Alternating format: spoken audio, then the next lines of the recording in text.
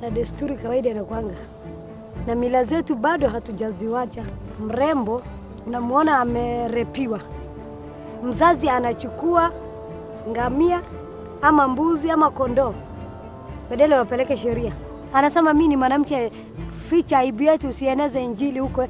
Tunanyamazishwa, mama aniogesha, story imeisha, wazee wametatua.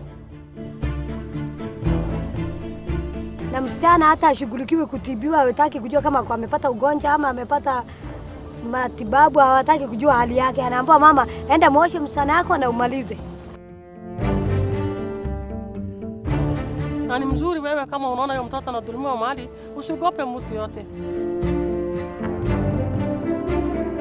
Hiyo msichana nimeuliza ulikuwa huyu mtu alikuwa anafanya nini? Amesema amenitoa kwetu ni mbali na alikuwa amesema tuende tuingie bafu. Ndio mimi nimeenda kunyang'anya. Na kama angeingia naye pale, mambo yangeharibika. Rape is terror. I pray that one day, as the dream of Nelson Mandela, that Kenya will be a united nation where I am my brother's keeper and my sister's keeper.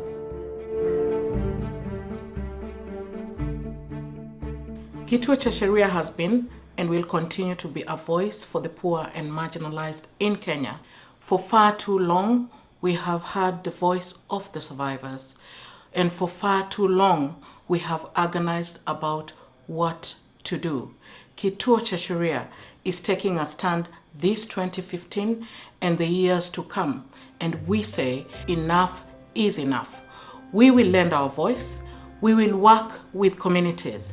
We are committed to ending violence against women. By design, rape is not something that is talked about. It's something that's really still stigmatized, so people don't talk about it very easily. The consequences I've seen of trauma on rape survivors, a lot of it has been is expressed physically and also mentally. They've got recurring medical issues. Holistically, there I mean the physical body. I mean the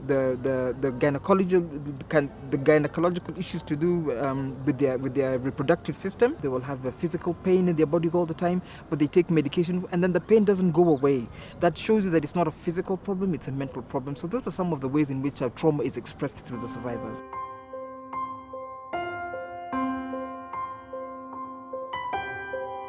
It is very important when you're raped to come to a health facility to seek medical advice. You really need that. Yeah, and it's also important that you don't shower. Don't feel ashamed, like usione aibu kuja hospitali ukiwa hivyo na damu zako, ama sengine utakuwa na manyasi na kitu yote, ama nguo zimeraruka. Ni muhimu sana ufike hospitali kama hujaoga.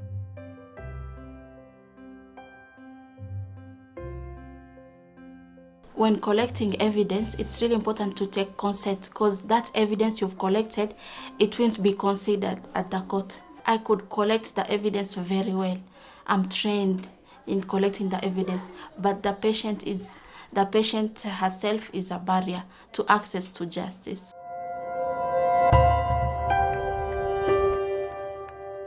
The challenges are majority of the victims are ignorant. They don't report the cases. Cultural challenges whereby we are living in a male-dominated culture. Also social-economical challenges.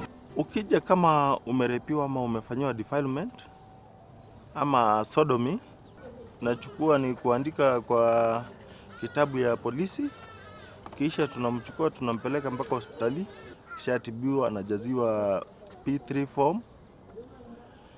Akishajaziwa P3 form,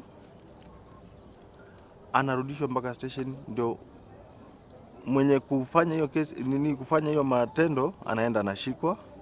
Akishashikwa kesi inaanza, anapelekwa kotini, kesi inaanza.